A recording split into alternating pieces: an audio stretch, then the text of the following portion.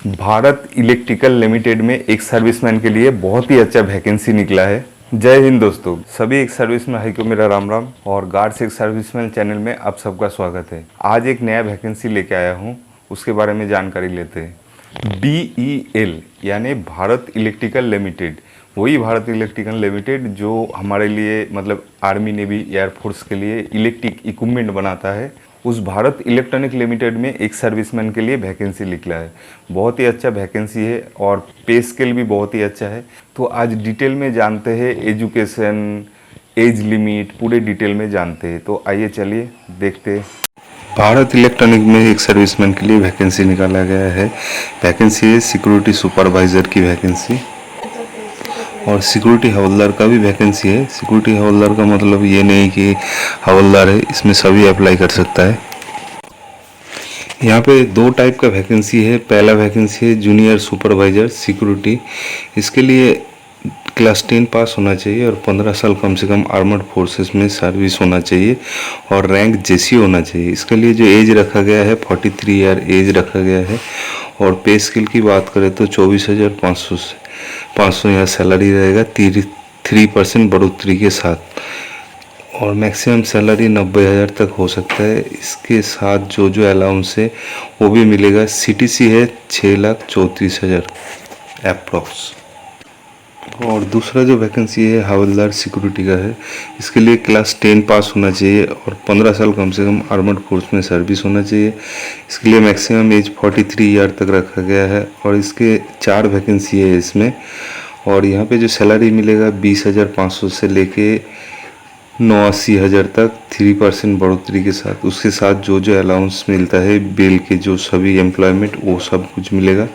और CTC जो है 5,38,000 तक अप्रॉक्स होगा। एलिजिबल क्राइटेरिया जो उस सबसे पहले है सिटीजन होना चाहिए इंडिया का। और अपर एज लिमिट एज लिमिट रहेगा वो जनरल कैटेगरी के ही रहेगा। और जो OBC कैटेगरी का है उनके लिए 3 साल का एज रिलैक्सेशन दिया गया है। और उसके बाद है candidate seeking age relaxation for havildar security post. हाँ, इसके लिए ये है कि अगर कोई हवलदार सिक्योरिटी पोस्ट के लिए एज रिलैक्सेशन मांगता है तो उसके लिए उसके संबंधित जो डॉक्यूमेंट्स है वो पेश करेगा। जो फिजिकल इंड्योरेंस टेस्ट या रिटन टेस्ट होगा उस टाइम उसको वो डॉक्यूमेंट पेश करना पड़ेगा। नेक्स्ट है the caste certificate should be strictly in the format available on the BEL website.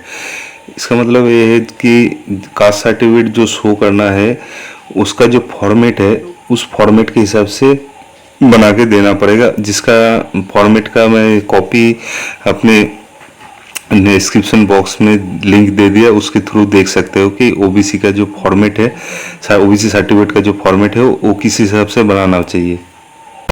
और लास्ट में जो 100% ये वैकेंसी 100% एक सर्विसमैन के लिए ही रखा गया है। मेथड ऑफ सिलेक्शन मतलब कैसे सिलेक्शन होना है। The candidate meeting the criteria will be shortlisted for the selection process. मतलब है कैंडिडेट को पहले शॉर्टलिस्टेड किया जाएगा, उसके बाद उनको फिजिकल टेस्ट के लिए बुलाया जाएगा और जो फिजिकल एंट्रेंस टेस्ट में पास हो जाएगा उसको रिटन टेस्ट के लिए बुलाया जाएगा। और ये पूरी कार्रवाई होगा हैदराबाद में। नेक्स्ट है पे and allowances. Selected candidate will be introduce the pay scale mention in the page 1। मतलब पेज 1 में जिस हिसाब से अलाउंस के लिए डिटेल दिया गया है उस हिसाब से दिया जाएगा। और उसके अलावा भी पूरे अलाउंसेस होता है, जैसे DLS allowance, house rate allowance, जो भी अलाउंसेस है वो सब कुछ दिया जाएगा। उसके बाद भी 30% मेडिकल अलाउंस दिया जाएगा। आप लोग नोटिफिकेशन में देख लीजिए जो डिटेल दे रखा है। नेक्स्ट है हाउ टू अप्लाई, मतलब कैसे अप्लाई करना है। तो इसके लिए आपको बेल के जो वेबसाइट है www.bel.india.in इस वेबसाइट में जाना है। यहाँ पे आपको एप्लीकेशन का फॉर्मेट मिलेगा। उस फॉर्मेट का कॉपी मैं अपने डिस्क्रिप्शन बॉक्स में भी लिंक दे दिया, उसके थ्रू डाउनलोड करना है। और डाउनलोड करके उसको जो डॉक्यूमेंट मांगा है उसको सेल्फ अटेस्टेड करना है। और सेल्फ अटेस्टेड करने के बाद उसको भेजना है SRDY जनरल मैनेजर HR इस एड्रेस पे भेजना है। इसको Bharat electronic limited IE Nacharam Hyderabad 500076 और ये भेजना है 9/9/2023 से पहले। और ये ऑफलाइन भेजना है, ऑनलाइन नहीं भेजना है। नेक्स्ट है कौन सी डॉक्यूमेंट है जो आपको सेल्फ अटेस्टेड करना है। तो सबसे पहले जो है जो SSLC मार्क कार्ड मतलब क्लास 10 पास का जो मार्कशीट है उसका जेरॉक्स फोटोस्टेट कॉपी उसको सेल्फ अटेस्टेड करके भेजना है। नेक्स्ट है अगर कोई SC ST OBC EWS से बिलोंग करता है तो उसका जो सर्टिफिकेट है उसका फोटोस्टेट करा के उसको सेल्फ अटेस्टेड करके भेजना है। उसके बाद है अगर OBC NCL से कोई रिलेटेड है, अगर कोई EWS से रिलेटेड है तो उसका जो सर्टिफिकेट है उसको भी फोटोस्टेट करके सेल्फ फोटोस्टेट करने के बाद सेल्फ अटेस्टेड करके भेजना है। नेक्स्ट है नो ऑब्जेक्शन सर्टिफिकेट। अगर कोई गवर्नमेंट या पब्लिक में अगर सर्विस करते हो तो प्रेजेंटली अगर सर्विस करते हो तो वहाँ से नो ऑब्जेक्शन सर्टिफिकेट आपको लेना है। नेक्स्ट है experience certificate, discharge certificate if applicable, discharge book issued by the Indian armed force concern to the authority clearly indicate the medical category, date of discharge and exemplary very good record sep 1।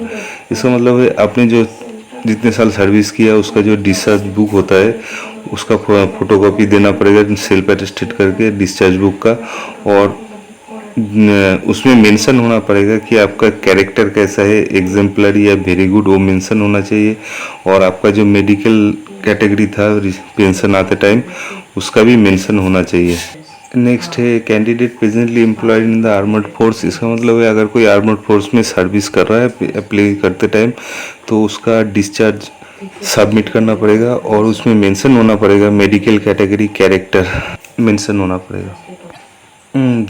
Document of registration and number of the district सैनिक board, मतलब district सैनिक board में आपने जो registration किया है pension आते time उसका भी फोटोकॉपी आपको सेल्फ अटेस्टेड करके भेजना है। और नेक्स्ट है जनरल इंस्ट्रक्शन। जनरल इंस्ट्रक्शन में काफ़ी सारा दे रखा, आपने पढ़ना है तो पढ़ सकते हो, मैंने नोटिफिकेशन में लिंक दे दिया, आप लोग ध्यान से पढ़ लीजिए जो इंस्ट्रक्शन दे रखा। ईमेल आईडी की बात यहाँ पे किया गया है, आपको एक एक्टिव ईमेल आईडी यहाँ पे मेंशन करना है। उसके अलावा भी यहाँ पे कई सारे डिटेल दिया गया है, उसको आप लोग नोटिफिकेशन में जाके ज़रूर पढ़ लीजिए, मैंने डिस्क्रिप्शन बॉक्स में सभी नोटिफिकेशन दे रखा है। लास्ट में जो मेन इम्पोर्टेंट बात है वहाँ पे लास्ट डेट है एप्लीकेशन भेजने का, मतलब एप्लीकेशन पहुँच जाना चाहिए उस डेट में, वो है 9/9/2023। For query related to the advertisement contact to us, एक ईमेल एड्रेस भी दे रखा और एक टेलीफोन नंबर भी दे रखा है। इन दोनों पे आप मैसेज करके या फ़ोन करके कोई पूछना चाहते हो तो वो पूछ सकते हो। बाकी यहाँ पे क्वालिफिकेशन और एक्सपीरियंस के बारे में बताया गया है, तो देख लेते हैं क्वालिफिकेशन एक्सपीरियंस में क्या बताया गया है। The candidate should possess the qualification of SSLC pass and the experience as the specific above.